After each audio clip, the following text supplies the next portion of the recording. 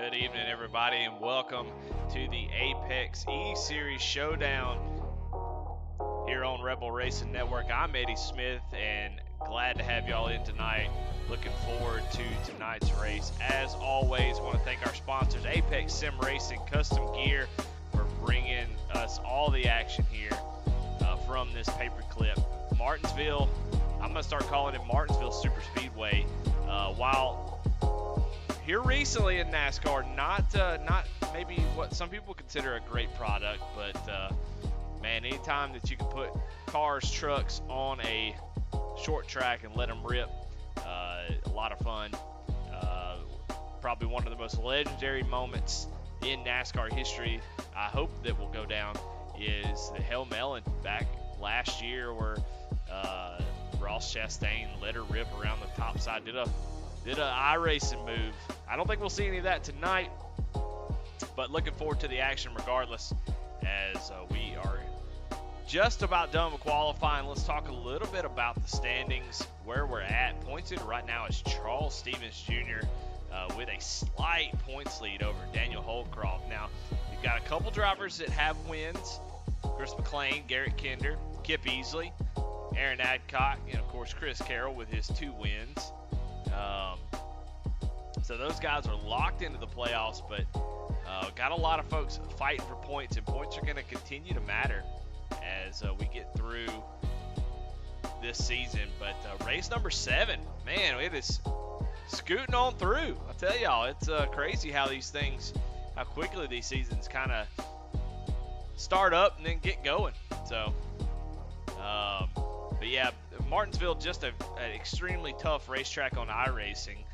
It's just, iRacing, sim racers, patience, not really a big, a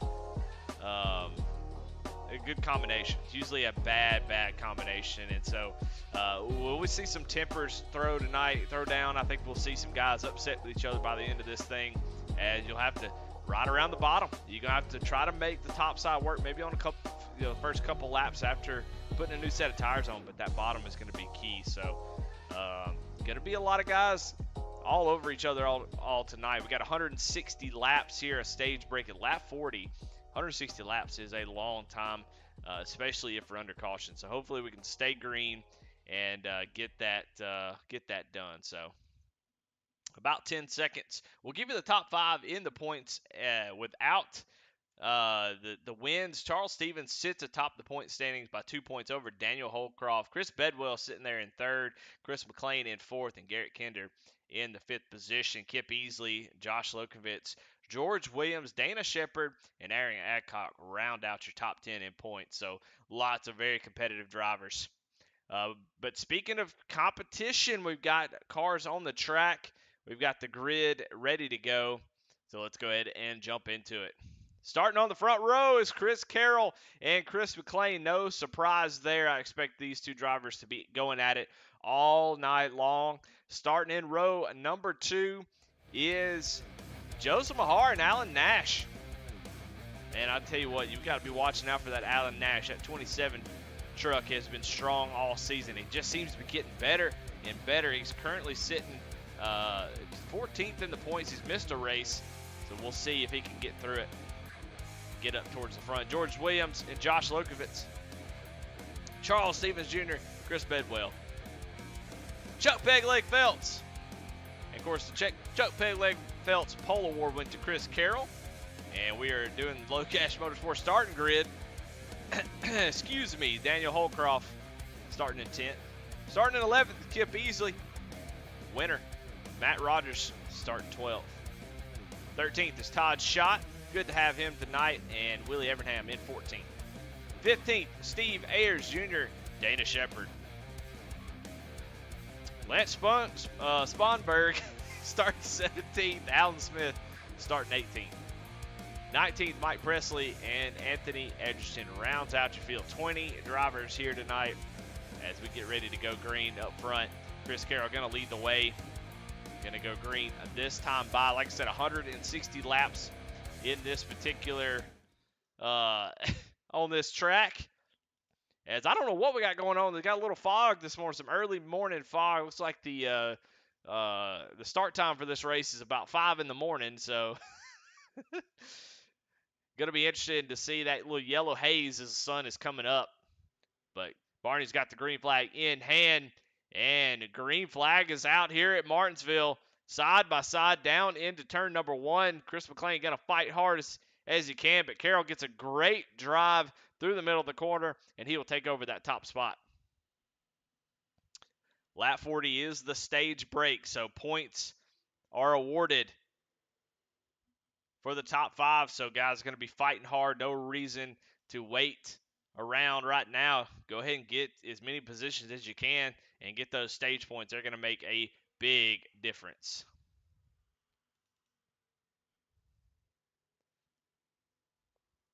Got 4 sets of tires tonight, so going to be plenty. You think 160 laps, so 4 sets is not enough. Here at Martinsville, don't really wear the tires out that much, so should be able to run quite a bit on tires. It'll be the fuel that I'm worried about, and we'll see how that all plays out. But right now, it's starting to get single file. You're starting to see guys already kind of spin the rear tires off the corner, as we'll give you some engine sounds here, not just the sound of the voice, as beautiful as it is, or ear piercing. But you're already going to see guys lift like the rear tires off the corner, and so that'll be something to pay attention to. And it's easy to do. Start lighting the rears up. That could be the end of your run as we're watching Joseph Harbor right now. Chris McLean starting to reel in the 97. Chris McLean sitting 4th in points. It's had a pretty dang good season so far. Out of the 5 races he's run, 3 of them are in top 5s. Don't really expect anything less. He does have the win, so that's obviously very, very important to make sure that you're locked into the playoffs.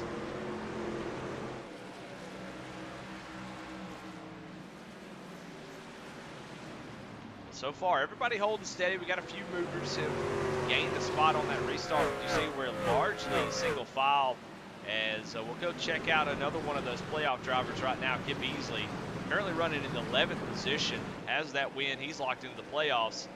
But you already see some guys with some damage on the front. Maybe some stack up on the restart. You see the 0-0 of Todd Schott. Look at that damage on the front. So not a big deal, Arrow, not a huge issue, but if you start to mess up that suspension, that could be a ongoing problem as you're trying to save tires.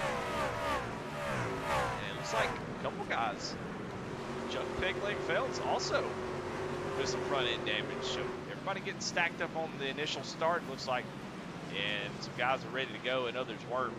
You see the 2 with a little bit of dent in that rear bumper.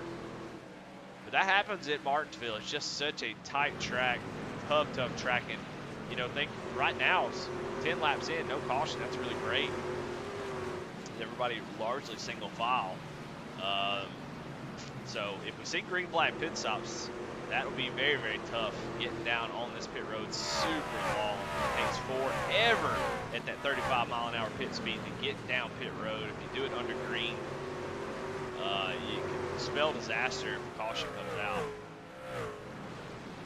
So we'll make sure that you did a little bit of practicing as far as that goes.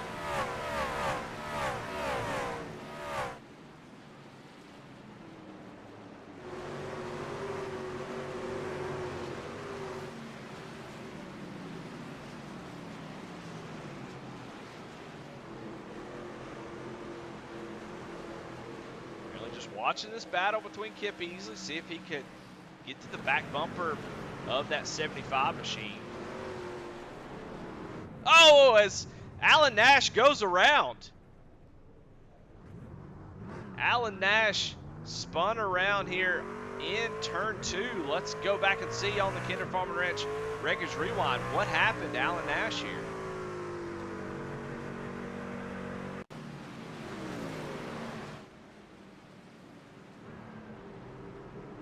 See Josh Lokevitz get a little bit of the apron off the corner. Here it is, down into the corner. Oh, he just dives it in just a little bit too deep. probably a little bit too aggressive on the brake bias, and just gets in a little bit too hot and just goes around. So.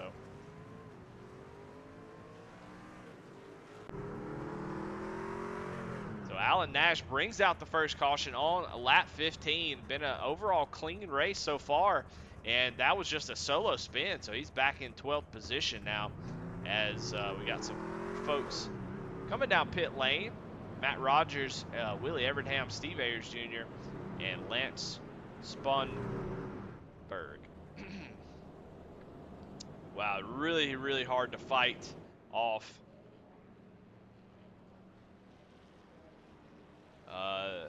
Trying to say his last name, but seeing his truck.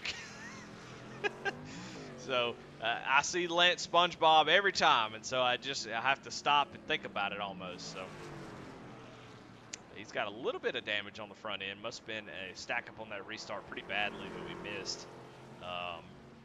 That got a lot of these trucks a little bit damaged on the front, but like I said, as long as the suspension geometry is okay, that shouldn't be a problem. But up front, still Chris Carroll. The top 3 hasn't changed. Alan Nash dropping out of the top 10, moved a couple drivers up, but so far Mike Presley, Anthony Edgerton, the only ones that really moved a bunch, and that's because a couple people pitted, so we haven't seen passing be much of a thing here so far.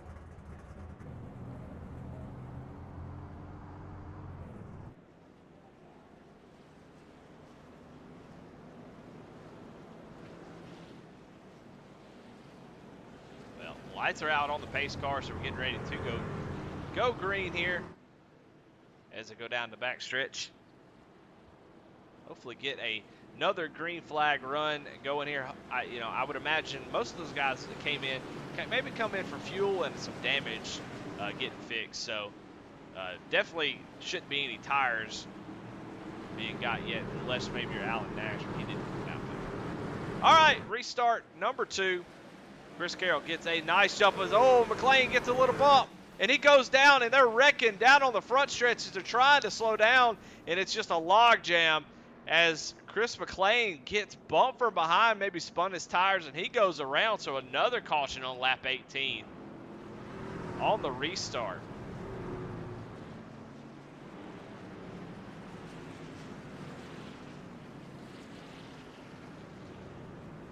If we can go back and find that.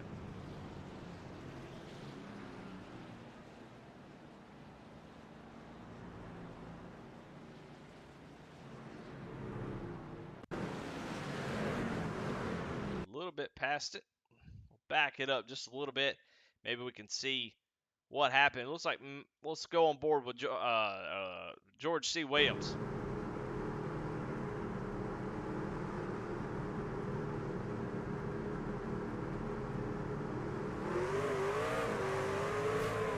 Oh, it looks like the 5 missed a shift. Yeah, that's definitely what happened.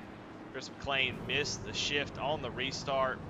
And, you see Josh Lokovitz there. Let's back it up a little bit as he gets stuck on the fence as a result of that.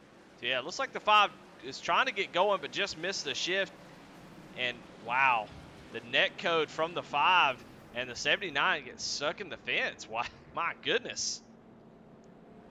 That's the most aggressive 30, 40 mile an hour wreck I think I've ever seen. And I've driven on I-55 and I-20 here in Jackson, Mississippi, and I've seen some crazy wrecks, but that was the slowest, violentest wreck I've ever seen.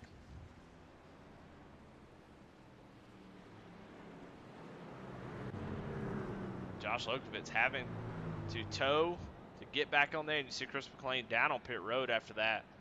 So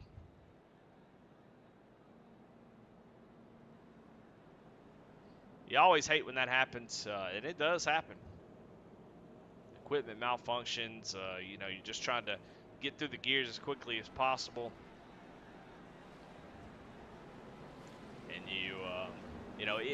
a lot of times you can have the auto shifter, but some people want to be able to use the clutch, and sometimes it'll pop out of gear, and that'll spell trouble. Right now, your top 5, though, Chris Carroll, Joseph Mahar, George Williams, Charles Stevens Jr., and Chris Bedwell. And we get ready to go back green here on lap 22. Hopefully we can get a couple laps in here. We got some guys in the back that got a lot of spots to make up. Good grief. Green flag is out. Chris Carroll again. Oh my goodness! And George C. Williams getting loose. Man, he was all kinds of sideways down the front stretch. He's able to get it back going.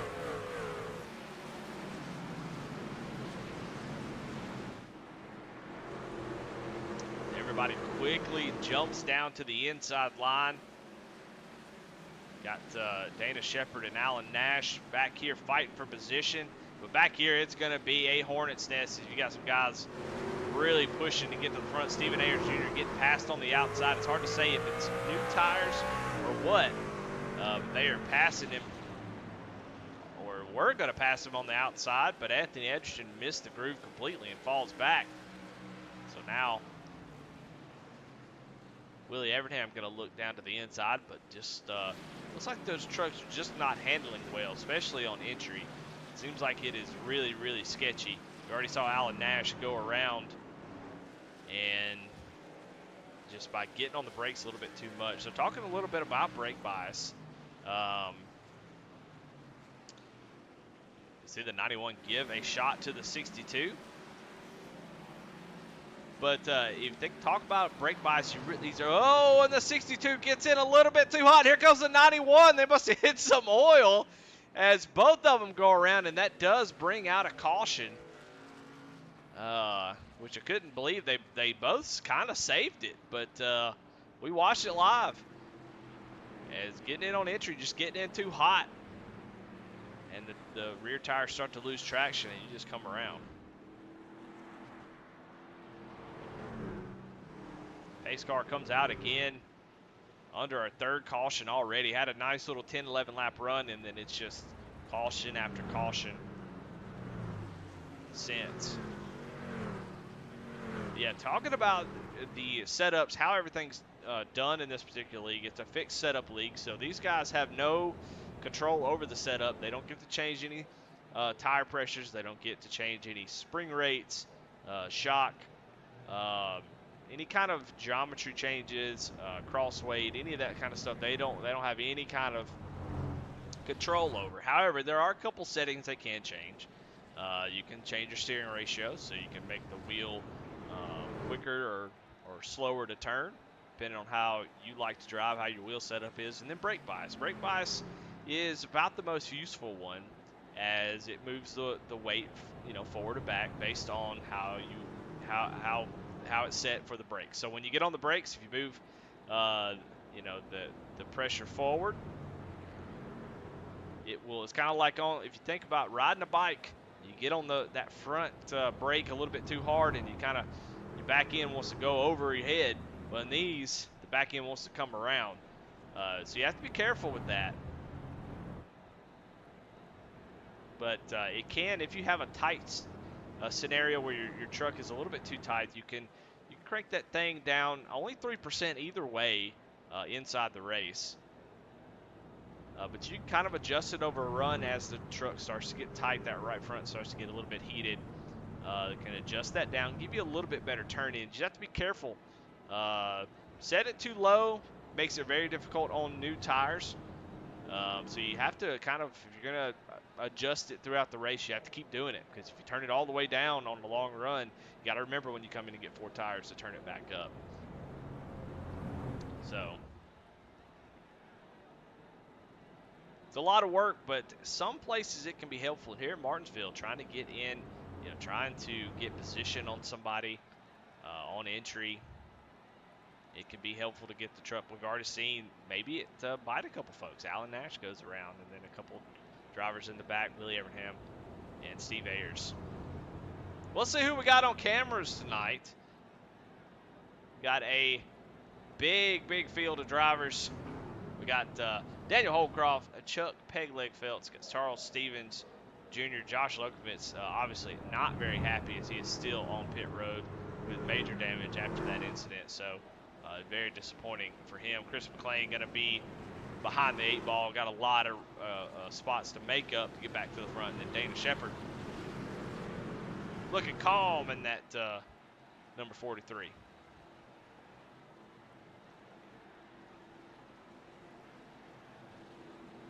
Well, I'll tell you what, let's watch as they take the green flag, and we'll watch from the driver point of view and see. Maybe we can see something that these guys are doing, and maybe we'll get some green flag action here. Chris Carroll with another fantastic jump, and George Williams able to get to the inside of Joseph Mahar on that outside. He's going to have to fight really, really hard as Bedwell going to try to get in there and prevent Mahar from coming down. You see how hard the 95 is driving down in there to get that position. So important to get these spots when you can. We've already seen it be very, very difficult to pass. And Mahar is going backwards quickly, being stuck up on the outside. Interesting line that I'm seeing Bedwell run. I like it. Very short track. He's driving deep down in the corner. Almost came to a complete stop in the middle and then gassed it up. Got a great run. Was able to complete the pass on Mahar. So fantastic run by 95 of Chris Bedwell. So we've got some of these checked out guys that are making some moves. We look at the position gains after all the dust is settled of the first 3 cautions. And Dana Shepard has moved up 6 spots. Chris Bedwell here running in 3rd. Todd Schott moved up 5. Alan Smith and Daniel Holcroft. So all these guys have made up quite a few spots. And then we've got a ton of folks that have made 4 or 5 spots. So not really too many passes going on, but that just makes the restarts and keeping your truck clean, staying out of trouble, so much more important. As anytime you can get a spot is going to be beneficial. We'll go check out Alan Nash and Chris McLean, a couple drivers I expect to get through the field as they were up front early, and now they're mired back in traffic. As you see the 27 going to try to get around the 43, but just seeing how difficult it is to pass. And now he's got Chris McLean looking to the inside. Oh, and the 91 goes around. Willie Evernham spins out here on lap 39, and caution comes out. And it looks like there may have been some contact with Matt Rogers. Let's go back and see. See if we can see that on the Kinder Farm and Ranch Wreckage Rewind. See the 91 here.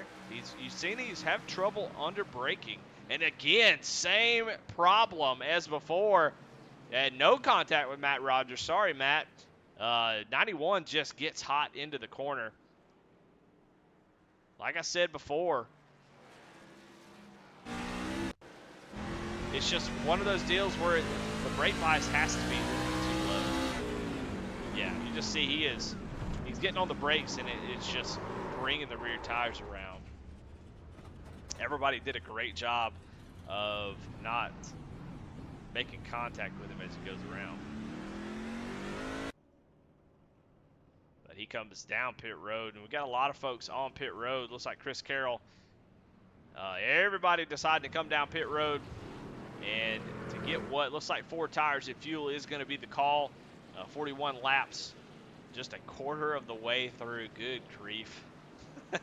So, first set of tires, maybe. Anytime there's a 14-second stop, I'm assuming that is 4 tires and fuel.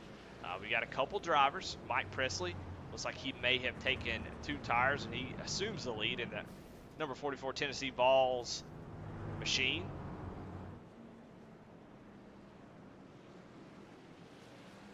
Chevrolet. So it looks like he took either 2 tires or no tires. He's got enough to put fuel in it. So just depending on what he decided to do. I don't get to see the tires. I just get to see the time on pit road. So you can see here in the box, 10.1 seconds. And then you look right behind him, Chris Carroll, 14.1. So what that means is definitely had 4 tires on this particular machine. And then we go back here to Chris McLean, who was only 9 seconds in the box, so he took 2 tires or no tires. Now, he may have taken a set of tires when he spun out, and so decided to try to get a little bit of track position by only taking 2 or no tires to save that extra set. Only 4 sets tonight.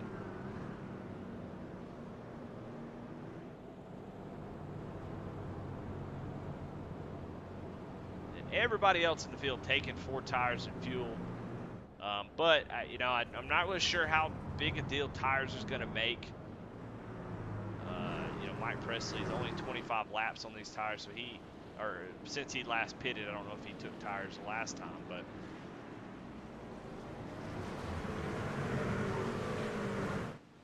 tires just don't wear here. You can run a good 50, 60 laps and the wear still be in the 90%.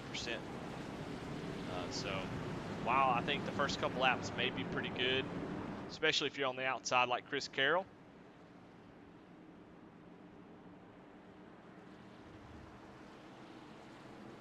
Into the Geico restart zone, and Mike Presley not able to get going, gets a shove from George Williams, and oh my goodness, it's still getting shoved as Joseph Mahar goes around. Able to get it back going, does a 360, yeah, a big mess up front as it looks like Mike Presley had an issue going, and man, George Williams didn't let up at all, just kept pushing him, saying, hey, you get up here up front, you got to go, and that's exactly what he did. Good grief. As George Williams wasn't playing around. Let's go back and watch that one more time.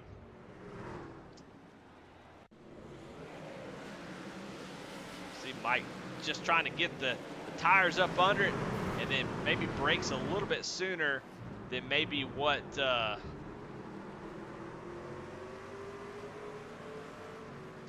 a little bit sooner than what George thought. You can see just getting jacked up. Yeah, and just trying to take it easy down into turn 1. And everybody else is ready to go. Apparently, Joseph Mahar gets the worst of it as he goes around. Still able to recover it and get his position back in 7th, but yeah, I mean, this is always the weird part of sim racing on tracks like Martinsville. They're great tracks. The problem is guys just don't have any patience. There's just, and it's not just one person. It's just the collective. Whenever you get on Martinsville, that's what happens. Guys are just not willing to lift and give you a chance to get caught back up. George Williams, he's watching Chris Carroll run off into the distance, and he had to go. So you just put in a smaller box at a track like this, and so one mistake, we've seen completely blocked tracks due to wrecks. But yeah, just not a whole lot of give and take. Guys are not gonna lift, and it just always seems to be that way at Martinsville. But these guys are gonna have to get it figured out. We've had already 4 or 5 cautions now, some solo spins, which are fine. But then these contacts and stuff on the restart, maybe a product of it being a little bit difficult to pass, but at some point we're going to have to finish this thing, I believe.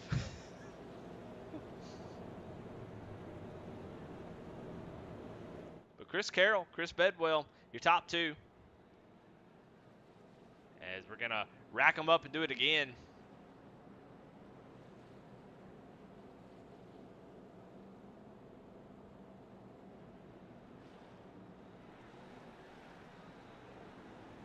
Looks like Chris Carroll elects to take the outside on the restart, which is interesting.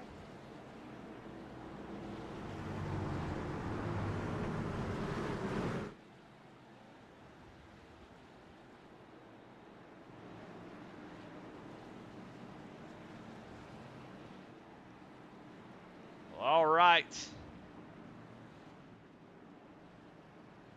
They come off a turn 4. Let's see if we can get things going this time by. Chris Carroll obviously going to get a nice restart here. And Mike Presley doesn't go again and checks up the bottom line. Big hit from the 40. Again, oh my goodness, and guys just barreling into the corner. Mike just not able to get it going. Like I said, he may be on old tires, but look at him. Oh my goodness, and there goes George Williams around. You could see it coming from a mile away, probably why I had the spotter cam where it was widened out. And around goes George C. Williams. We were watching it happen. And, yeah, just a tough deal there. George, that time I have to give it to him, was a lot of patience from him. He gave the first shove on the restart as he's ready to go. But he was trying to be patient there. And unfortunately, those behind him didn't give the same for him.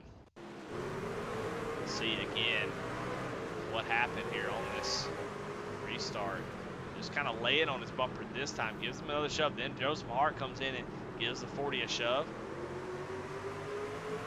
And going down in this corner, Mike just so much slower into the corner as everybody else, and it just checks up the bottom line.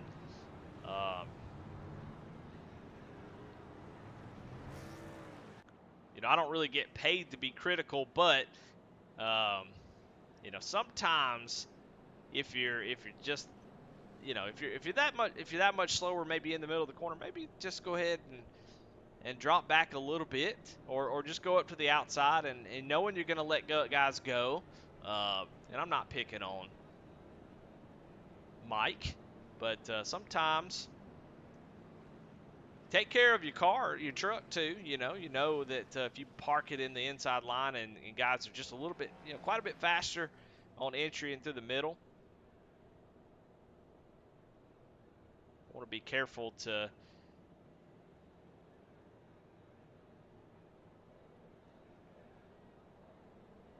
not check up a whole line. It just, you know, guys running behind other folks won't be able to see, especially when the speed difference is just that much. And I think that's the only issue with it. I have no issue with somebody trying to get up there and race it out at the front. Definitely don't mean that he don't belong up there at all. But if you know you're that much off the pace, you have to understand that behind you, guys can't see, you know, what was behind George, you know, what's going on in front of George Williams. They can only see the back of George Williams' truck, and then right behind that, that's, you know, you just can't see but one truck ahead of you. So that's a little bit of what's going on there. Got some folks in chat. We got Kevin Kinder, DRH Racing. I think it's Daniel Holcroft. And Steve McDonald in chat. Steve McDonald says, as foggy as it is, it's going to be hard to see when it gets dark. Yeah, yeah, no doubt about it. It is morning. I think the race started at like 5 or 6 in the morning, and it doesn't seem to be going up very fast. So I think by the time though we get done with this race, I do believe it'll probably be some sunset though at this pace. All right. Well, another restart ready to go here on lap 56. Still have over 100 laps to go on these restarts. Chris Carroll picking the bottom this time. We'll see if everybody's able to get through pretty clean. And you see now going 3 wide around Mike. Joseph Maher thought about it. Going to let patience win out. And you can see just the difference in entry that Mike has versus everybody else. As he seems to be falling back a little bit now, but up front, look who we have back up front. It's going to be Charles Stevens Jr. with the 95 going around it, but look, Chris McLean right behind him. McLean has driven that 5 machine up through the pack, been able to avoid all the carnage, and he is back up into the hunt here up front.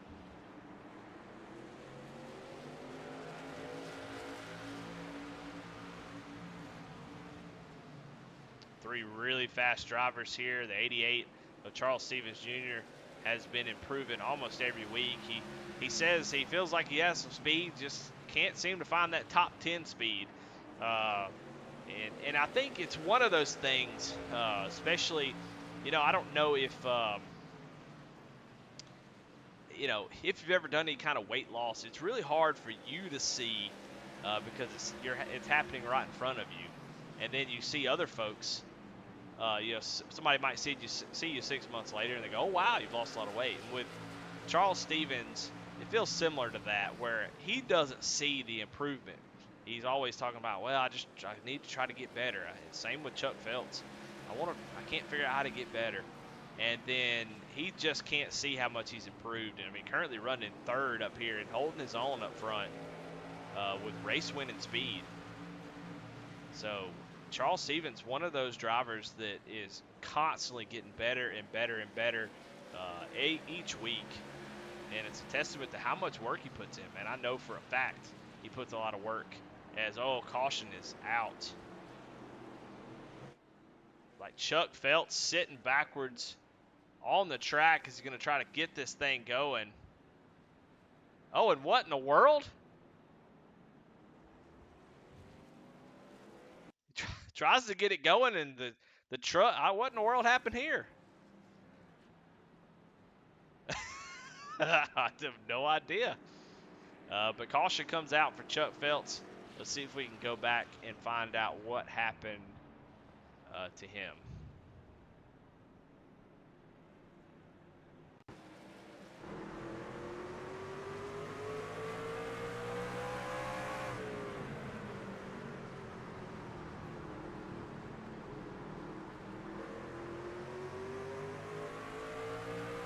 Dana Shepherd behind him. Go down into the corner, and yeah, unfortunately, it looks like Chuck may have not known that Dana was coming and kind of cut down across the front bumper of the 43 machine, and he just goes around. So we'll watch this one more time. It's just crazy to see that back end just, what in the world? What in the physics was that? And I do believe that put him a lap down.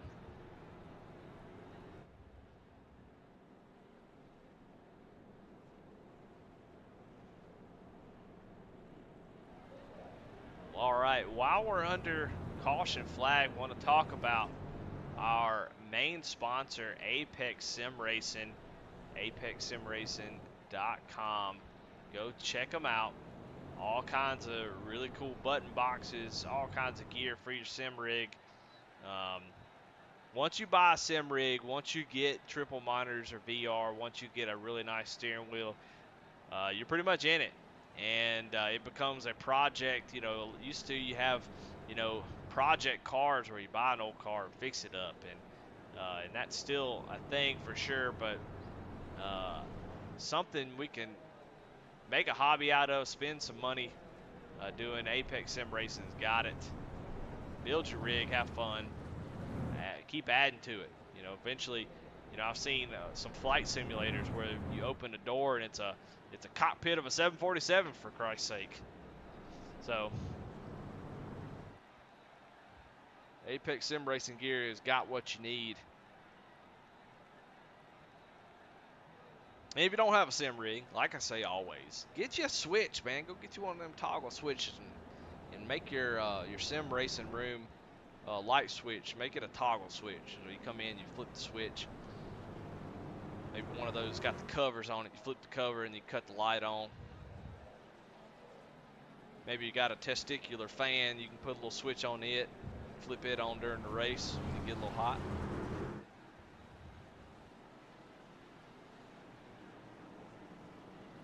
But so far, the tail of the race has been a mess. Martinsville is definitely delivering. Now it's helping folks like Chris McLean, who's had issues with that missed shift and go all the way to the back. He's been able to get back up front. Chris Carroll been leading the way most of the race. But can we get some green flag racing in here? Into the Geico restart zone. Chris Carroll gets a fantastic jump, like always. And Charles Stevens actually almost got down to the inside, and he's going to get into the 95, and around goes Chris Bedwell, and caution right back out.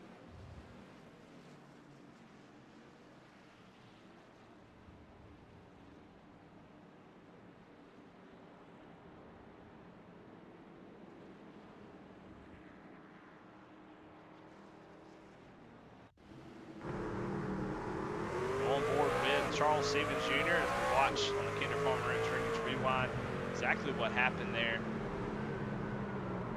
A little bit of net code, honestly. Yeah, just I mean that's a little difficult to call, but it's pretty close. But yeah, I mean you're gonna see it right here. 95 does sort of come down the track, trying to crowd the 88 just a little bit. They make contact go around.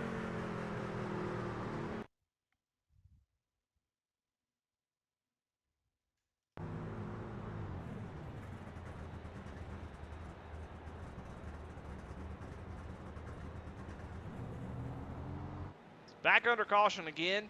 Not going to wear the tires out while we're under caution. You do see Chris Bedwell coming down pit road. As probably want to get a set of tires after that loop-de-loop. And Chuck Felt's going to get the lucky dog as he goes around the track. See him going around the leaders there.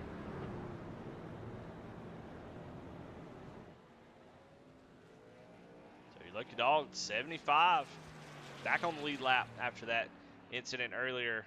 So he was waiting on the field to go by, tried to do it safely. Ends up going a lap down, but now he is back on the lead lap. The truck looking a little bit shorter. If it wasn't a short wheelbase before, it is now. But he still has the faster pair in the bank, so he'll be able to come down pit road at some point. Looks like he's coming down now and get that faster pair and 4 tires. Get that Marine Corps 75.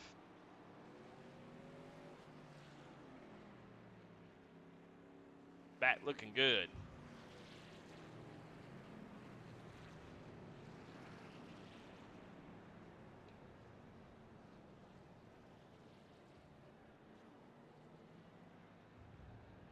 Probably doing the smart thing and electing to wait on that faster pair. It looks like he's going to try to get some damage fixed. A couple drivers that have had a really, really tough night. Josh Lokovitz. Truck looks good, but we all saw what happened early on. Ended up in the fence and is now 33 laps down after waiting on. He's got a faster pair. He was able to use it. The problem is when you have to tow.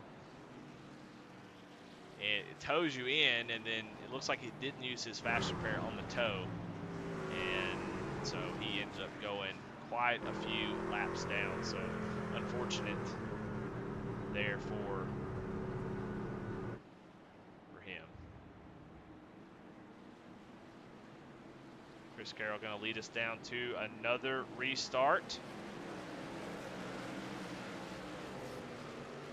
McLean gets a fantastic jump there on the outside, able to clear Charles Stevens Jr. as those two are back at it. See if Chris McLean get up there and battle for that lead. And looks like we got Dana Shepard going around Mike Presley and Josh Lokovitz again involved.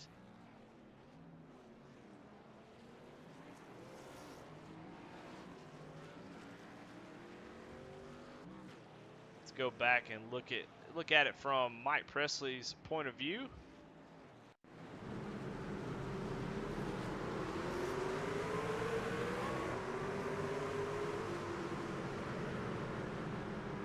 Mike on the outside, Anthony Edgerton on the inside.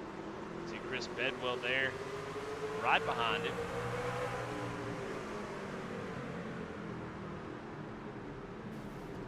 Just a little bit of contact there between him and Anthony. Bedwell gets a hit. Oh, look, Chuck Feltz, who just got back on the lead lap. It goes around as well, and I saw some smoke coming out of that 75 machine, able to get back going, but my goodness, just small little bit of contact, and it was sort of a chain reaction as they go around. Watch it one more time.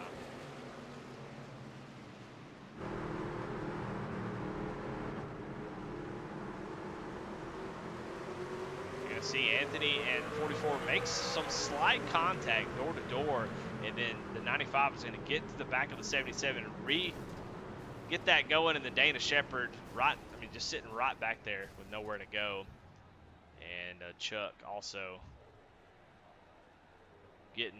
just trying to miss the wreck and gets clipped there at the end.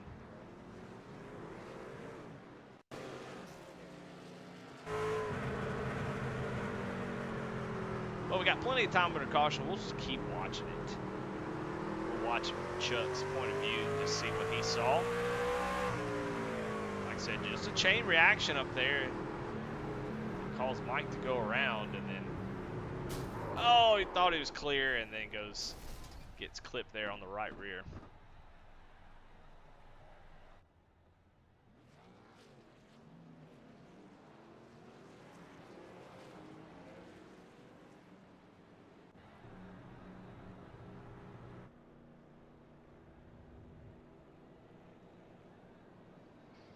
Well, there's your halfway mark. We are almost an hour in, about 45 minutes into the race,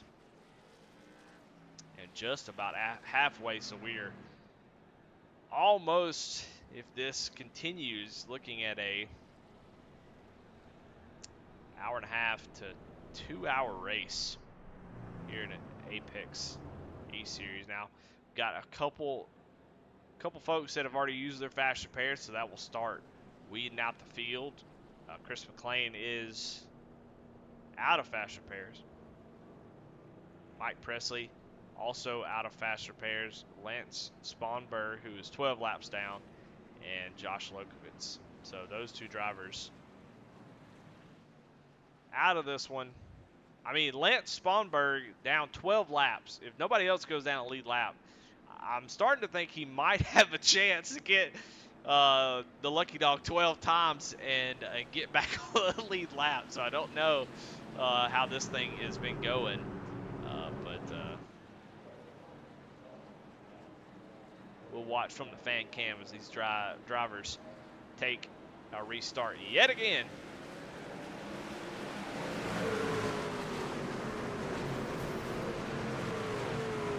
See some smoke there on the track. Oh my goodness, there is a massive pile up on the exit of turn number 3. Good grief.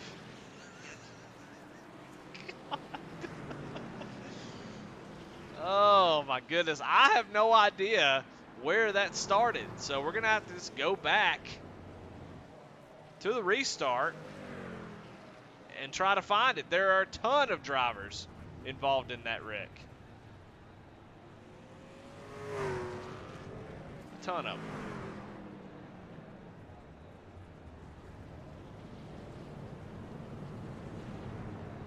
Let's go back and let's see if we can find it.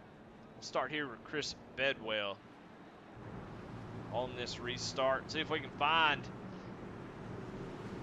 where that wreck happened here on the Kinder Farm Ranch. Oh, you see Kip Easley. That's where that smoke was on the initial start. Steve Ayers Jr. gets a huge bump from the 99, and oh, Kip Easley gets into the 00 of Todd Schott, and that's where it all started. And you see the parking lot here. We'll back it up just a little bit. Here on the initial start, the 8 spins his tires, gets into the 00. And then the 8 of Kip Easley gets onto the apron and comes back up and hits Todd Schott again. And then it is just a parking lot here.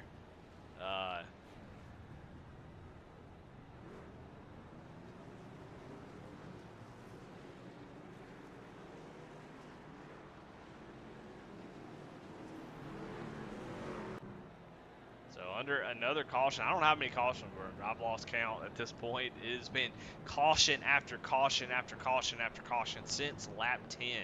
I don't know if we've run more than 3 or 4 laps since the first 10-lap run where somebody in the driver's meeting said, yeah, this is how you know that sim racers have memories like goldfishes, because They probably said in the driver meeting, "Hey guys, take it easy on the start. Let this thing go green a little bit, and then we'll kind of get spread out, and then we'll race. That way we're not running under caution all night." And then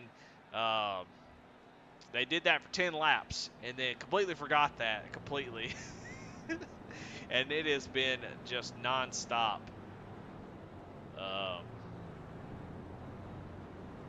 Non-stop cautions ever since.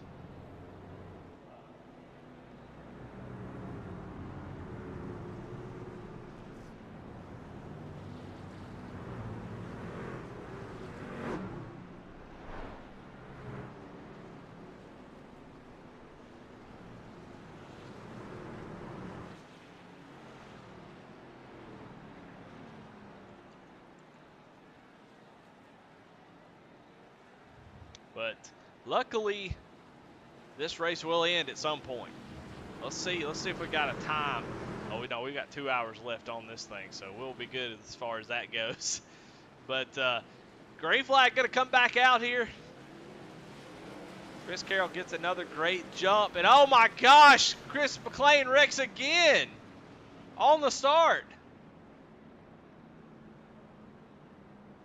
What has happened? What is going on? Is there something wrong with the weather settings? I don't know if maybe the driver's just not quite awake, like somebody in chat has said. I have no idea what's going on. Let's go back and see if we can figure it out. I mean, these are great drivers having these issues.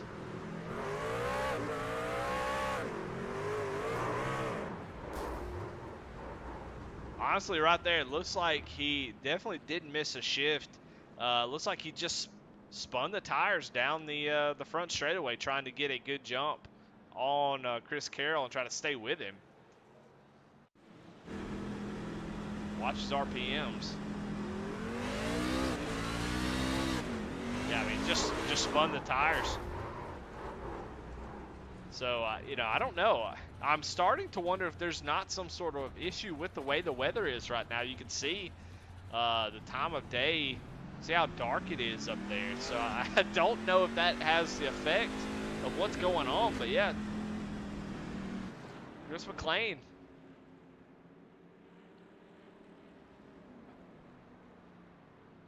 With a bunch of damage there. That is just the wildest thing I've ever seen.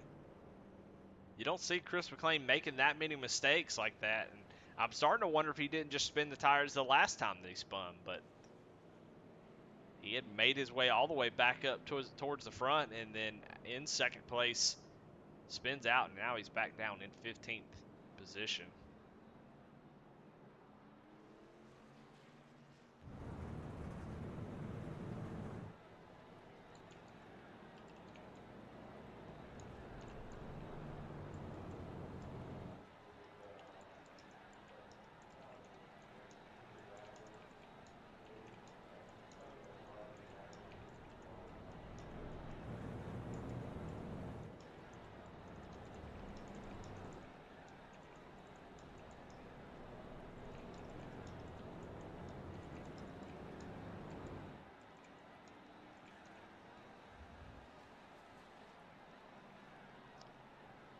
Well, I don't know. I feel like I got to start talking about something else because there's really not much more to talk about here. As we just haven't been able to get any laps going. Just out of curiosity's sake, it's not very nice to look at, but I just want to pull this up and just see if we can see the where everything is. And oh, it is at night. Okay, so yeah, somebody was right in chat. I think it was Steve McDonald. I thought it was showing in the morning in the session, but he is absolutely right. It is 8 o'clock in the sim, so the lights are coming on. You can see that now. The track is 66 degrees, so the track is really, really cool. So my mistake, I thought when I joined the session it showed morning, so that is on me. It's definitely going from sunset to night here. Another good start for Chris Carroll. He has been the safest driver out there because he's been able to get away. And everybody getting through clear so far. We'll see if we can make it a lap or two.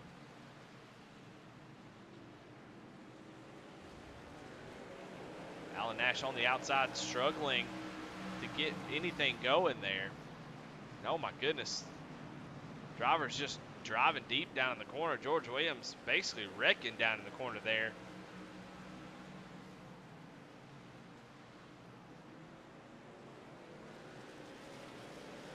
A great side-by-side racing is George Williams trying to hold off Alan Nash, but Alan able to make the pass there at the 27. 40 gives him a bump. I don't know if there's some bad blood there or what's going on.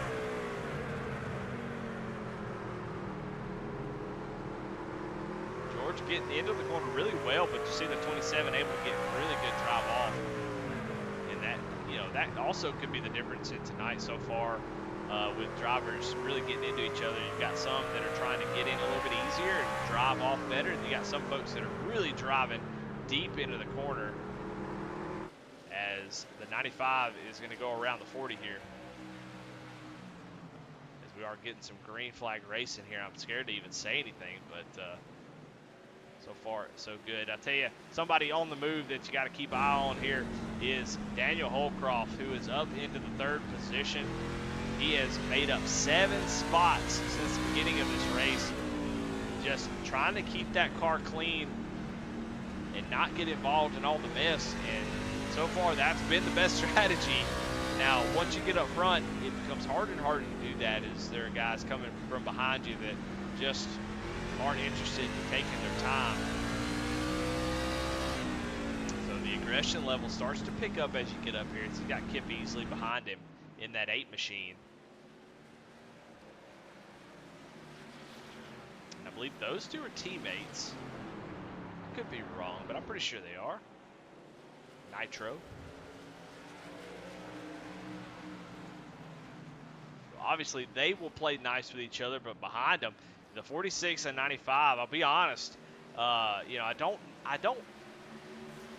somebody may disagree with me, but the 95 has been extremely aggressive tonight. I'm not normally seeing him drive maybe this aggressive, so I don't know if he got used up early and decided, he's going to take the gloves off and let it rip. But Mahar has always been sort of aggressive. You see how aggressive he was trying to get position on the 8 and get sideways. Mahar has always kind of felt like a decently aggressive driver,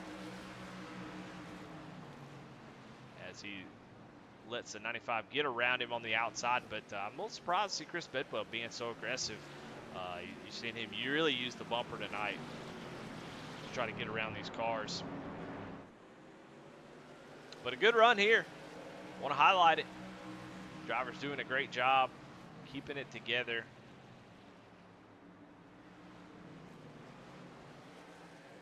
Yeah, Steve McDonald in chat said, I'm sure there's a lot of bad blood by now. I think you're probably right. So it looks like maybe what we're seeing here is Alan Nash dropping back a little bit. He is on 65 lap old tires. Chris Bedwell is on your freshest set of tires. That may be why folks were just letting him go. Oh, and Kip Easley going to get loose and spin out, trying to hold on to that position. And caution comes back out for the 8 of Kip Easley, running in the top 5, trying to hold off 40 lap fresher tires that was going around the outside, and he gets in a little bit too hot and goes around, brings out our, 8 to 15th caution of the night. Somewhere around in there.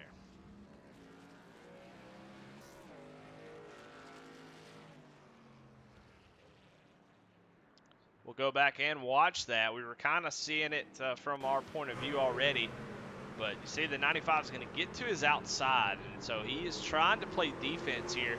Trying to drive deeper into the corner, try to hold him off. And when he does, you see the back end is going to kind of let loose. He may just not know that the 95 has much fresher tires, just trying to defend that position and just gets in a little bit too hot.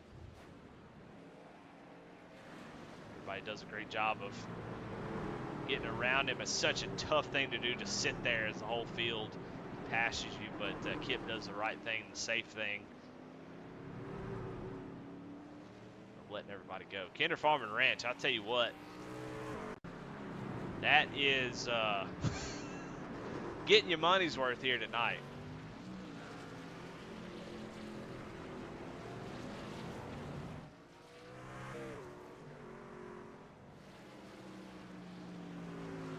So up front, it is Chris Bedwell as your leader. Alan Nash in second, as most of your leaders came down pit road right there.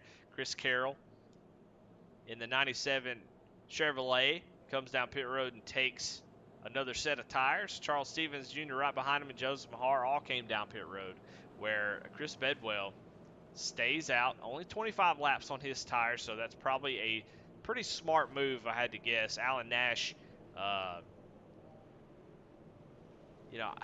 don't. I'm interested. He may just want to keep that track position, save those set of tires, but being out here on 68 lap fresher tires now, after fourth place, Chris McLean, everybody has 70 lap fresher tires, and if this thing goes green, excuse me, the rest of the way, he may be in trouble. But not a bad move if we get a bunch of cautions.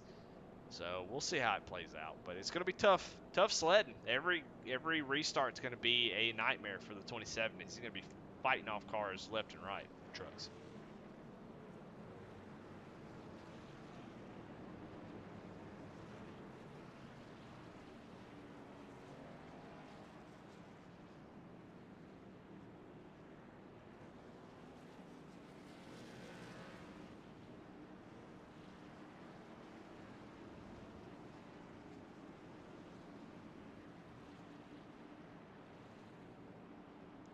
Pace car is off. Chris Bedwell, Alan Nash, your top two drivers, as they get into the Geico restart zone. Chris Bedwell slows them up, gets a good jump as they go down into turn number one. Start to get bottled up here as we've got new tires and old tires all over each other. And Chris Carroll trying to stay off Dana Shepard, as Dana Shepard just parking it on the bottom line. The 97 just nowhere to go. And he's going to have to gas it up and go around the 43 machine. Are they going to go three wide as Daniel Holcroft goes around the outside? What an amazing move by the two. Just throwing a Hail Mary. And was able to get around the outside. So Dana Shepard, another driver who stayed out, has 40 laps on his tires. You can definitely see the difference as he is getting eat up. Alan Nash is holding his own, 72 lap on his tires, and he is right behind your leader, Chris Bedwell. So Alan Nash not having that many issues, but they're starting to catch up now, as, boy, it is getting racy up here. It's really hard to follow the action as Joseph Mahar almost gets in the wall. But see, now McLean going to go to the outside, not able to make that happen. So Charles Stevens is going to fill the gap there on the bottom. We got some wrecks going on back here. Looks like George C. Williams and Dana Shepard go around, along with Steve Ayers and Matt Rogers.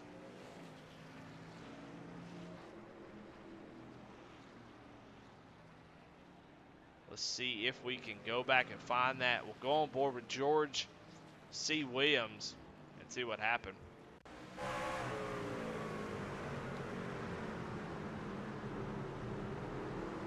Got Dana Shepard right behind him. We'll go on board with Dana Shepard and see. Matt Rogers right behind the 43. That's where Joseph Mahar gets up into the wall a little bit. No, George Williams trying to make that pass. It's just going to get sideways, and then it is guys just running over each other trying to check up. Go back just a little bit, and you can see he could smell blood as the 46 kind of got a little bit loose, and George really tried to drive it down in there. And once he got on the brakes, I think it's that aggressive brake bias these guys must be running to try to help these trucks turn. And it is really causing issues once they get really hard on the brakes. Got to dial that back up.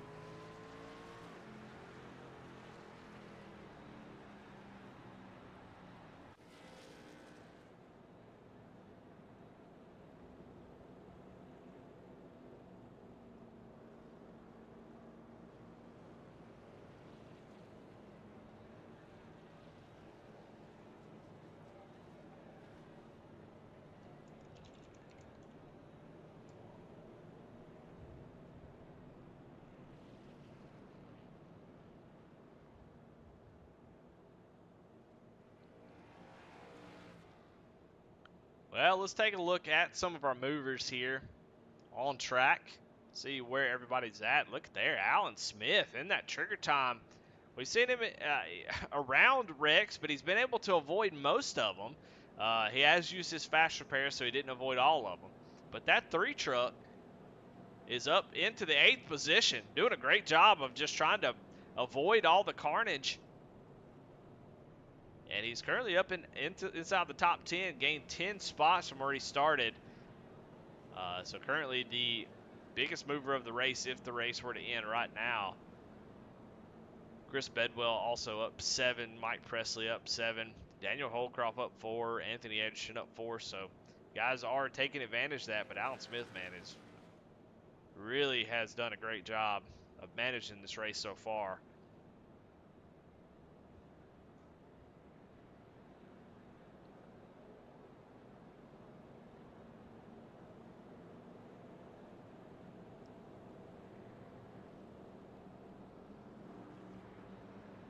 Lights are off on the pace car.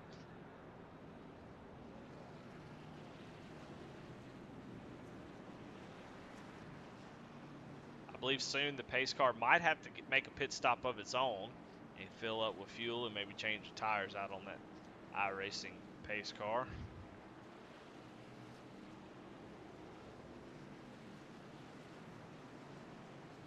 But Bedwell, Alan Nash, your front row here on this restart. Bedwell slowed down the field last time. Looks like he's going to do sort of the same thing. Gets a good jump, though, and that allows Chris McLean to get a inside jump on the 27, who's going to really struggle here, as now Chris Carroll is going to fill the gap on the inside. You see the drive off that the 97 has. The 97 going to drop deep into the corner. He's just, good grief. Charles Stevens Jr. very, very aggressive there on the inside of the 27. See if he does the same thing here. He does. Outbreaks the 5. Charles Stevens ain't playing around. Of course, difference in new tires and old tires. McLean is on 31 lap older tires.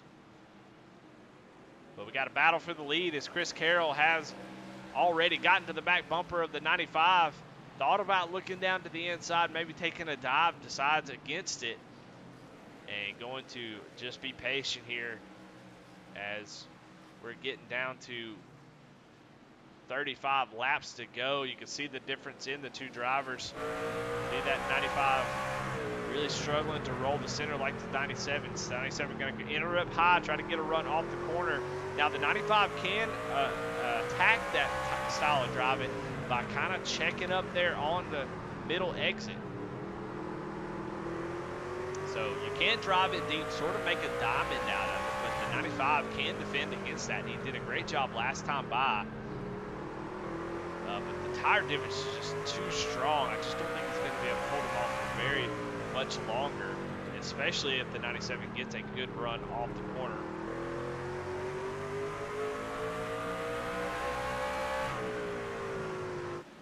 But a great race for the lead here.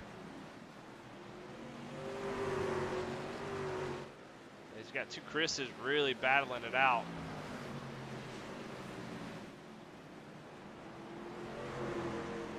These guys are teammates this season. Chris Carroll joining Checked Out Racing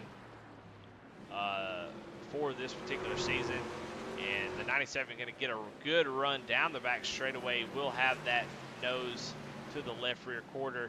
And Bedwell not going to have any shot of defending that. So now Chris Carroll back out to the lead after coming down pit road, getting that set of tires and fighting up through the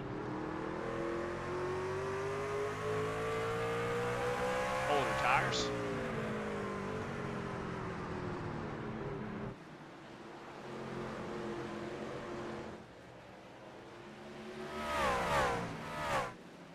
Go back here. Oh my goodness, Alan Smith, as soon as I put the camera on him, goes around on the front stretch and caution is out.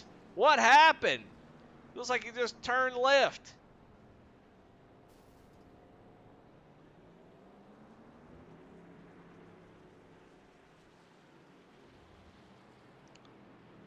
Let's go back and watch what happened to the 3 truck. Was having such a great run.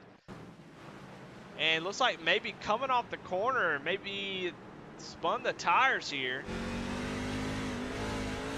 Yeah, that's exactly what happened. He loses traction on the rears and trying to catch it goes around.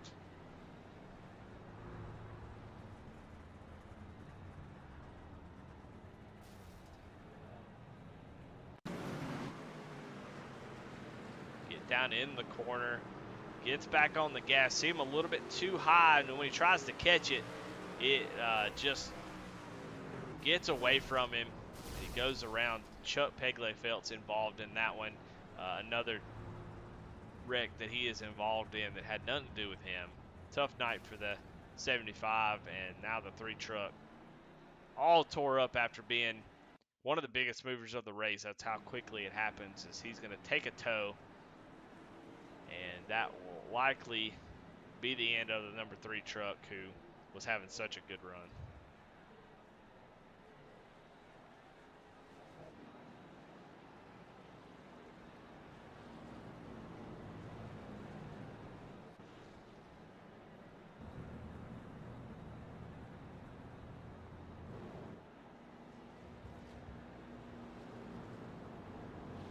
Yeah, Kevin Kender said Eddie happened.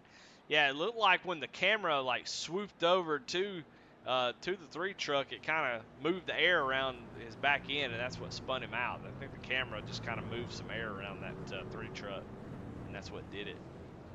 But that was a wild wreck.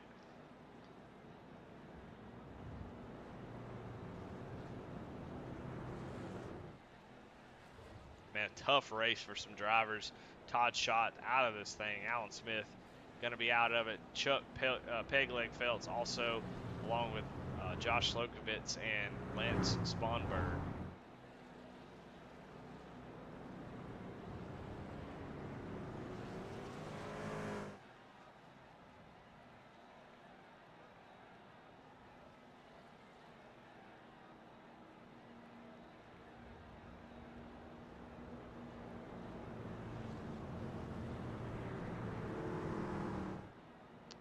You know, Martinsville is one of those tracks that in iRacing, I just don't think I've ever had an amazing race at Martinsville. Just something about low speeds and these tire models, the way that iRacing has it done. I think on big tracks it feels pretty good, but at low speeds, it just seems like there's a huge cliff of grip that you just drop off of. It can be frustrating. It can be tough. I mean, we've seen guys just almost just oddly have little to no grip than usual. So don't know if that has anything to do with it, but Martinsville just has really struggled to put on good racing here on iRacing as long as I've been on this service. Alan Smith in chat said he accidentally used his fast repair. Oh, so frustrating. He's got a great battle for second place. Charles Stevens Jr. going to drive down to the corner, trying to use up the 95 in the middle. That way he can get just as good a run as the 95 is going to get on the outside. But you see how much harder the 95 can get into the entry of the corner there. What a great drop by Chris Bedwell, trying to hold off Charles Stevens, and he is on 20-something lap older tires. So very impressive. Oh, it looks like Matt Rogers goes around, but able to save it. But caution does come out as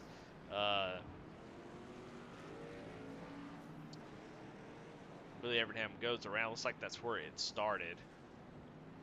Let's see if we can fix this. I want it to where it goes straight into the far chase cam every time. Nope, didn't fix it at all. So Matt Rogers get around Steve Ayers Jr. We'll check up in front of him. So the 91 gets to his back bumper. Get a run on him right here. Matt Rogers really drives it down into the corner, trying to protect that bottom. Comes back down the track a little bit, and they just keep making contact. The 91 goes around.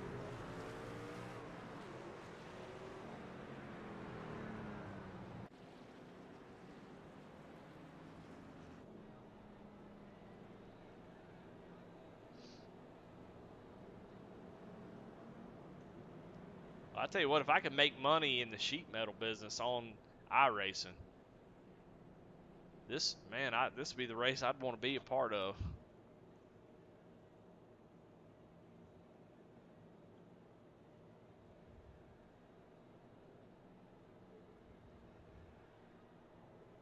Make me a new website, iSheetMetal. When you use your Fast Pray, you got to come back in there and pay me iRacing credits to fix your truck up and get it beat back out.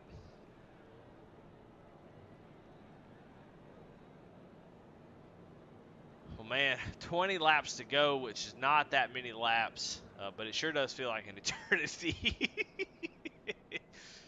But you know what? Let me just say, I've been sort of critical about the cautions tonight, that it has made the race run a little bit long. But man, I gotta say, this series puts on some of the best racing week in and week out. Big thanks to these drivers for that. They put on a heck of a show. So one stinker out of 7 races so far. You know what? I'm gonna take it, and I'm gonna take it for what it is: short track racing here at Martinsville. A weird weather setting that makes the track, it's about 67 degrees, which is really cool. Odd conditions with short track and all that, just put it in a pot, makes a really caution-y stew. And so, you know what? I'm gonna let this one just be, and it is what it is. And I think there'll be big discussion after every. I think after every race, there's always discussions about what we need to do better. But this season has been fantastic. This series is always puts on a great show. So while this one has been a mess, a caution fest,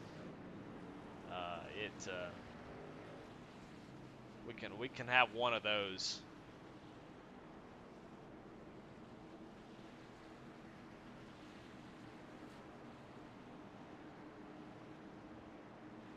All right, 18 laps to go.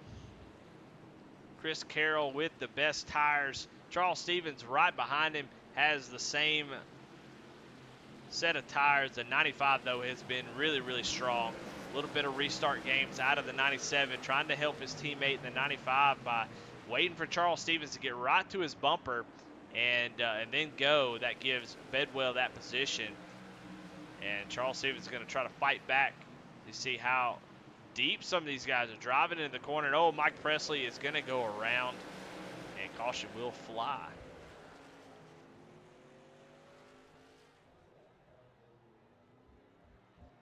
So Mike Presley, rough night for the 44 Tennessee Vols machine. It was up front there a little bit, but just had some issues on a restart, and it has not been a good race for him. He's currently in the 15th position after that spin.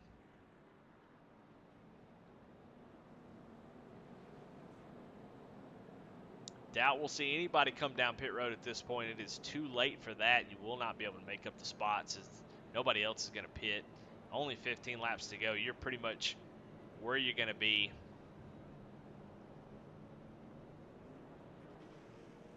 So as we get to the end here, one thing we need to pay attention to on these restarts is the 97 and 95. They are teammates, so usually teammates try to work together. As you see Josh Lokovitz get one of his 28 laps back. What you want to pay attention to on the last restart, and we'll actually go back and look at that, and I can kind of show you maybe what I'm seeing. I'm going to watch as the 88 gets right to the back bumper of the 97. When he does, and he has to check up, that's when the 97 goes. So the 88 is trying to predict when the 97 is going to go, and the 97 is watching his mirror. And when the 88 gets right to his back bumper and has to lift, then the 97 goes.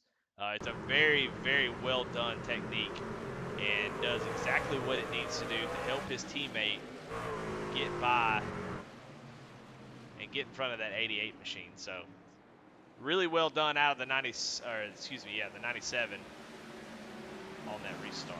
So watch that this time and see if they're able to pull that off again, because the 97 really doesn't want the 88 to get there, because I mean, so far the gloves have been off. I don't think that there's a, if somebody can hit somebody in the back bumper and win the race, I think they'll do it. I think that they will do it for sure. So if that 88 can get to the bumper of the 97, who knows what's going to happen. And the 88's been strong. He's been up in the top 3 all night long, has the same set of tires that the 97 of Chris Carroll has. So on the same set of tires. So if you're Chris Carroll, you want to do everything you can to make sure that 95 on the older tires can get down on the bottom to protect you and help you get away.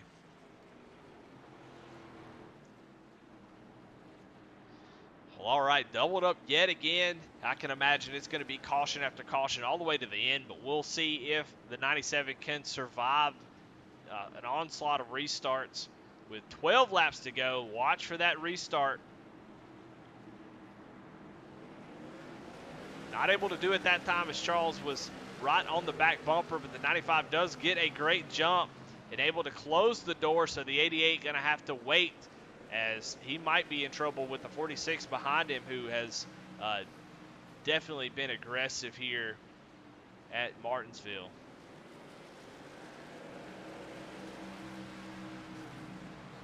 Chris Carroll out to a really fantastic restart. Has about 7/10 over second place Chris Bedwell, his teammate.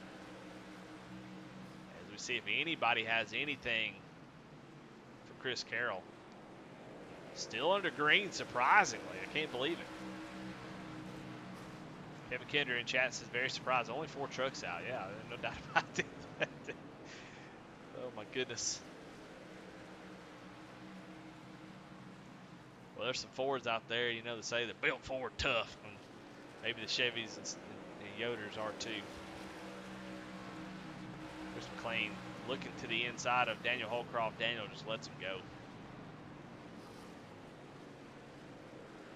Chris McLean making lemonade out of some lemons tonight, as he's got a tore up truck, no fast repair, just trying to maintain those points tonight. As he sits 4th place in the points, he's got a win, so that will lock him in. But a lot of times having a bad night, if you can recover and make something good out of it, that's usually a good morale booster. It's like he's going to be able to get down around that 40 machine. Oh my goodness, and looks like Willie Evernham goes around and caution is out. Willie Evernham and Steve Ayers Jr. I'm tired, y'all. Saw it out of our peripheral, but we'll go back and watch it here. Another Kinder Farm Ranch wreckage rewind. Oh my goodness, Dana Shepard really got out of shape there.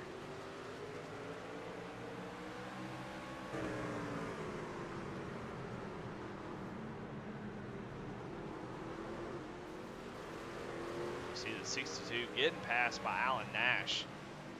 And oh man, the 91 just locks up the rear tire, just let loose under braking, something we've seen a lot of tonight. And unfortunately, the 62 going to get the majority of that.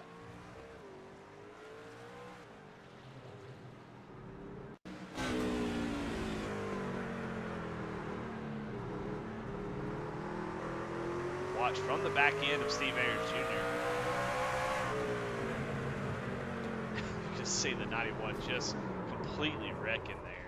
Just nothing he could do to try to stay off the 62. Matt Rogers going to get a piece of that, and Mike Presley as well.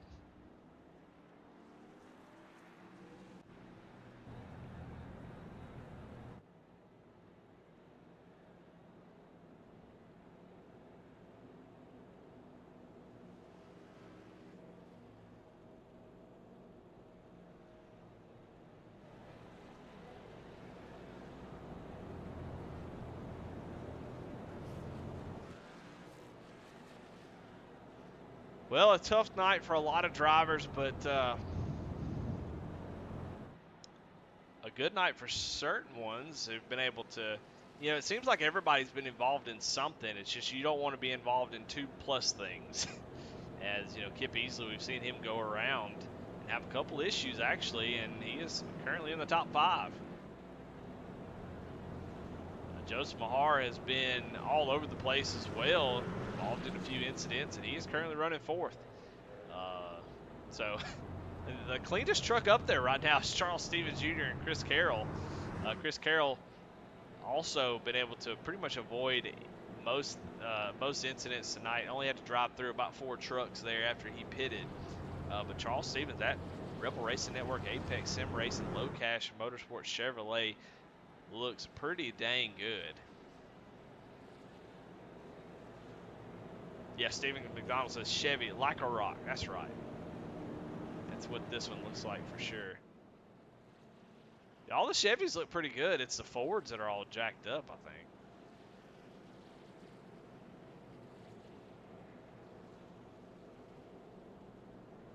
All right. Well, we have our first green-white checkered. You see the counter at the top go to 161. That means that we are going to try our first green-white checkered. Boy, that's scary sounding. If we make it back to the white flag, that'll be it. Next flag ends the race. If we don't, caution comes out before we take the white flag. We'll rack them back up and do it again. Here we go. First green-white checker, Chris Carroll, Chris Bedwell. Who is going to win this thing? Chris Carroll has got to continue to get those type of starts. That is crucial to make sure that nobody can get to the back bumper. As they get off of turn number 2, see trucks kind of slipping and sliding all over the place. The 95 to the back bumper of the 97. Got a little bit of pressure here as they're going to get to the white flag. They are. White flag is out here for Chris Carroll. Bedwell is there. He gets to the back bumper. What's he willing to do here? He's got one last chance to get the win. And he's not going to be close enough to do it. Chris McLean goes around. Oh, my gosh. All kinds of drivers going around there in turn 3 and 4. But Chris Carroll will take the checker flag. You see Kip Easley stuck on the track. Can't go. The back tire's just spinning, but not able to get any traction. As they had a 4-car wreck there at the end.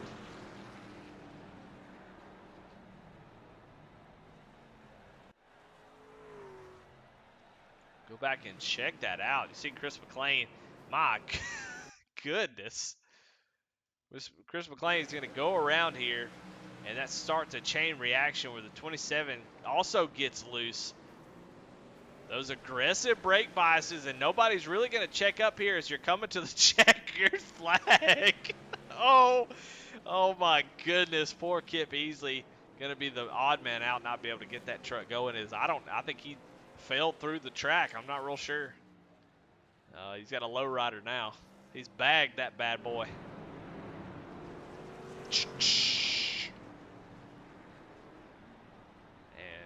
hop on out. But Chris Carroll is your winner tonight. Let's go ahead and get these interviews going. Good grief, and let's get this thing figured out.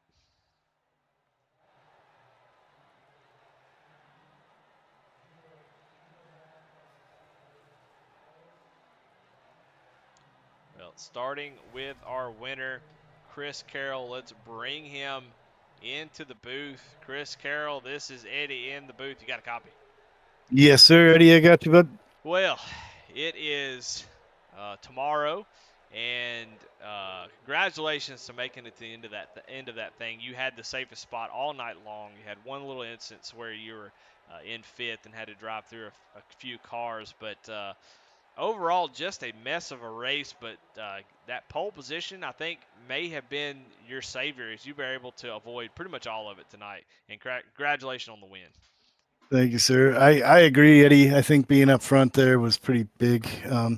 George said that you won the Trigger Time Jammed Up Award tonight. He said that the broadcast guy, he won that award. So I agree with both of you. I'll take it. Hey, you know what? Let's go ahead and give it out now. Eddie Smith from Rebel Racing Network going to win There the you go. Trigger Time Jammed Up Award. Congratulations to me for being jammed up into this broadcast booth for that whole race. But yeah, Chris, man, I mean, really impressive stuff. Just staying out front and following the pace car all night long. I mean, just real impressive how you're able to do that. But I will say, when you pitted and came down to get those four tires and those guys stayed out, you know, very patient. I will say there's a lot of difference in some people's driving tonight, but you were really patient. There was one time you got stuck behind a driver and just not able to get out of a line, but able to take your time and get around and make your way back to the front. But I mean, talk about those times you went down, took tires, and had to work your way back up through the field. Yeah, there was a lot of wheel spin on the restarts, and I think a lot of guys were trying to be a little bit over aggressive, trying to get the power down. As soon as you got 15 laps or so on the tires, it really didn't want to go on the restart. And we all spun them up a few times, but I mean, I think a lot of guys are hard headed and they're trying to force moves. And if I couldn't get back to the front there, so be it. I'm gonna do my best not to take people out on my way. And I did get stuck there behind Dana. I think he had older tires, and patience is a virtue in this, especially at Martinsville. Everybody wants to race real hard, but I think the most patient guy usually wins here, and at most tracks, to be honest, Eddie. Yeah. Talk a little bit about, we saw some drivers, you may not have this info, but we saw a lot of drivers get deep down in the corner and just losing the rear tires where they just just the back end just swings around. Did you notice or did you talk to any drivers that were using really aggressive brake bias here to help this thing turn? I was using a pretty aggressive brake bias, but you had to. I think a lot of guys are thinking about slowing the truck down instead of pointing the truck, using the brake to point the truck. And I think the trick to get around here, honestly, is pointing the truck with the brakes and not thinking it has a brake pedal in your car. And when I do that at Martinsville, I'm at my best. And at the short tracks, it's more about just getting the car, instead of trying to be aggressive on the brakes, get it pointed to where you want it and work the throttle from there. And I think that worked out really, really good for me tonight. And I saw a few guys doing it, and kudos to them. But I think that's a learning curve too, Eddie. I think if you don't have a lot of experience at the short tracks, I think that's a tough thing to figure out in the middle of a battle, Yeah, well, did a great job there at the end. Those restarts, super critical, able to get the power down and not have any issue and get that win. So congratulations, Chris. As always, man, the floor is yours. Thanks, sir. I guess I got to thank you. You always make me look good on the broadcast, and always a fun interview, man. I like the interviews with you at the end. It's a blast, and can give me the freedom to goof around and have some fun with this too. Got to thank USAFirearms.com. I got to thank Apex Sim Racing. I got to thank my friends and family out there for watching. BAM Racing videos, Five Kings Motorsports, and all my teammates out there. You don't get anywhere in this sim without people teaching you and learning from other people. And I think if we all take that mentality as a community, I think we'll all get better together. Well, there you have it. Your winner tonight, Chris Carroll, number 3 on the season. When he shows up, he dominates. So congratulations, Chris. Thanks, Eddie. I appreciate it, bud. let's bring in our. We're gonna try to get through these interviews and get out of here. We're almost on 2 hours here, so let's go ahead and jump through. I'll try not to ask too many questions, but we got Chris Bedwell in the booth. You got a copy? Got your copy. Oh man, that was a tough race for you. Just you're able to make up 6 spots, and you kind of went from back to front to back to front, and just seemed like it took being very aggressive. Not that many green flag runs, so you had to get all you can get, and but you're able to get to second place. Talk about how you did it. Talk about your race. Just luck, really. That's all it is here. I wasn't really that aggressive. I was just hitting my break points when I could, and some of those I just couldn't. And I know I rear-ended Ayers, I believe, on one of those cautions, and he just braked, and I was not ready for it. And then I had to do a fast repair. Didn't wreck him though, but I don't think I wrecked anybody tonight. Just maybe moved him out of the way a little bit.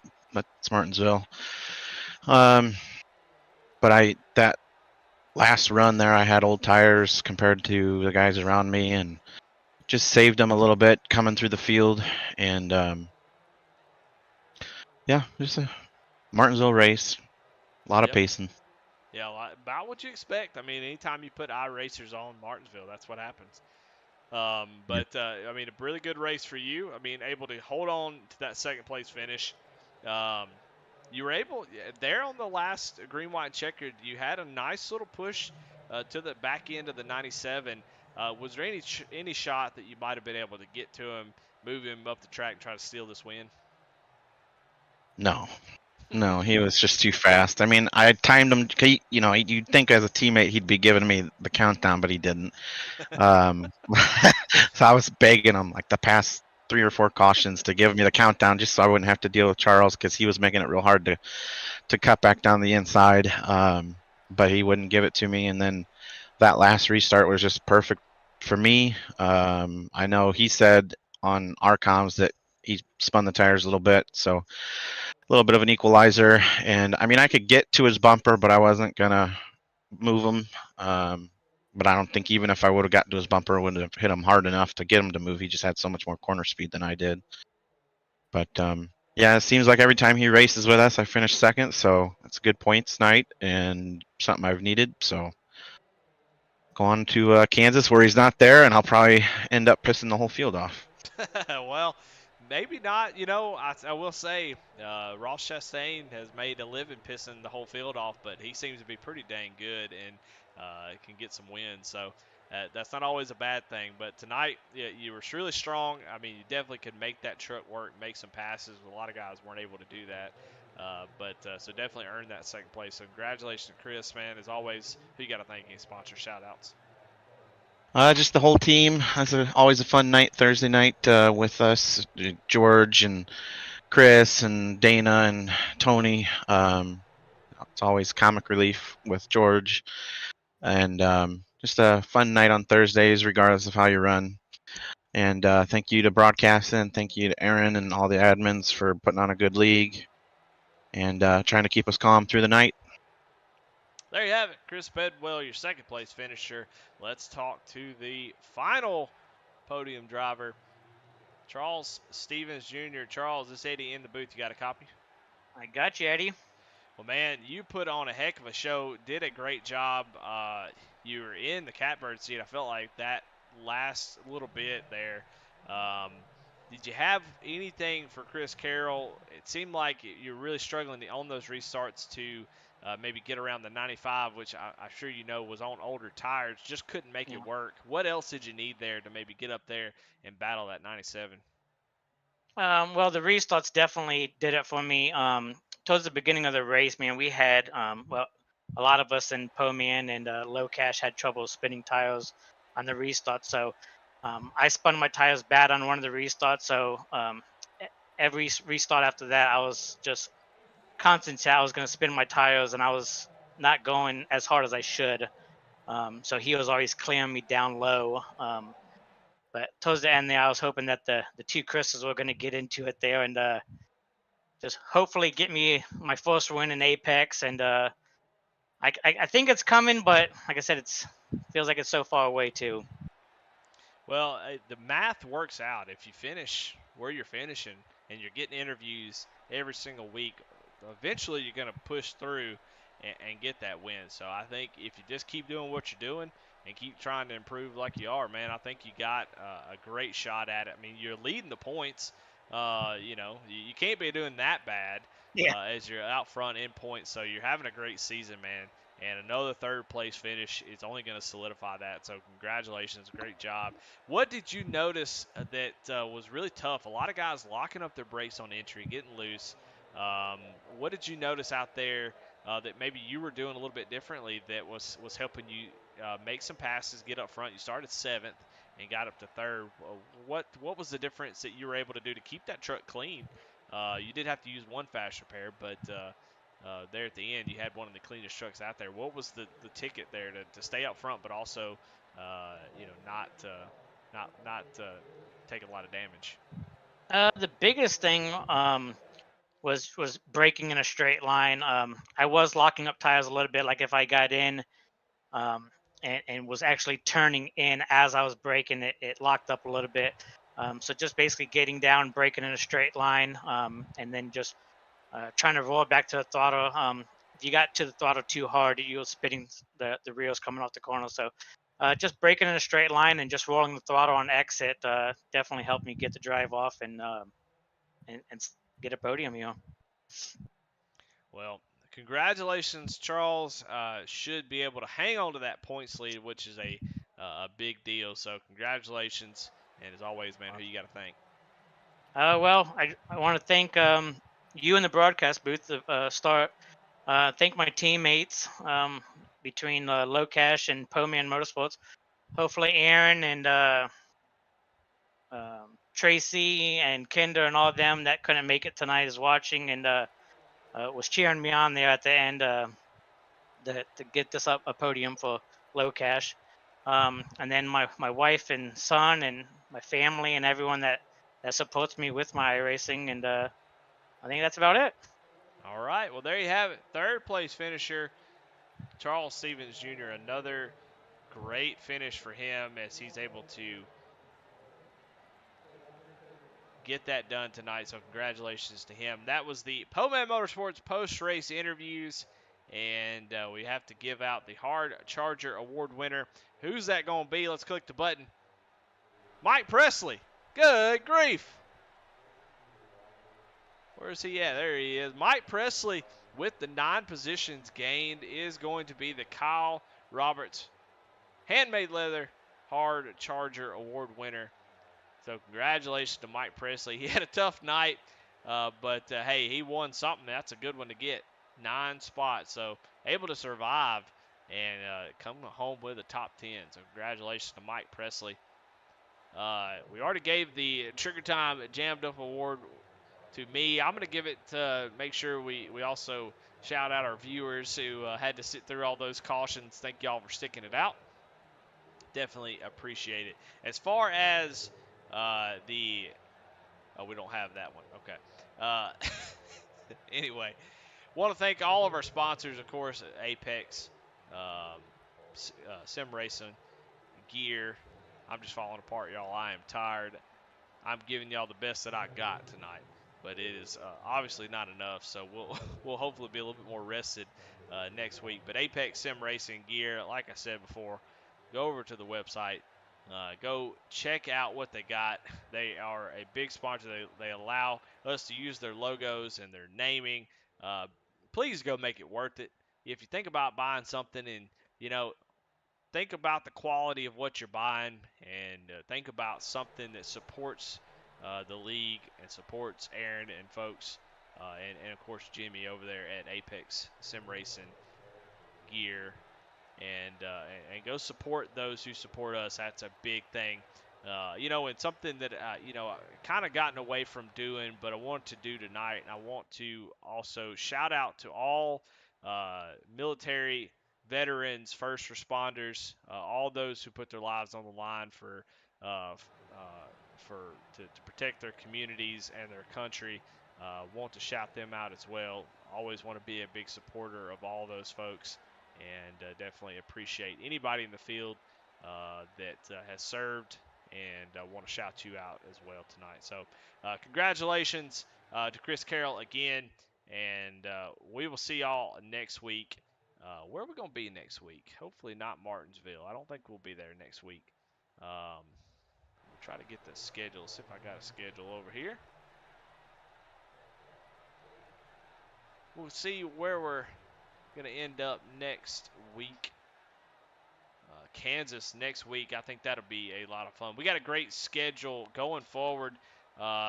Martinsville, I think, is the last stop of pain as we hit Kansas, which will be a blast. Darlington on the 4th of May. North Wilkesboro, Charlotte, Worldwide Technology Gateway, Nashville, Mid-Ohio. Wow, that'll be an interesting race. Pocono, Richmond will round out the regular season, and then we'll head into the playoffs, starting with Lucas Oil Raceway, Milwaukee Mile, Kansas. That's going to be a tough, what in the world? That's going to be a tough as all get out playoff, as the playoff schedule is Lucas Oil, Milwaukee Mile, Kansas.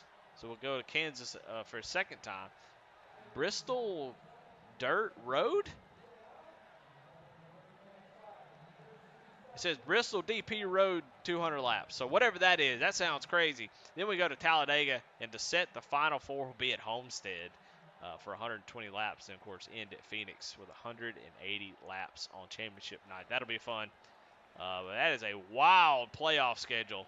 So y'all stick with us. We get through this schedule, get down into this season's going to go all the way into September. So definitely stick with us. But anyway, I'm going to get out of here. Thank everybody for watching. We'll go through the results real quick before I go.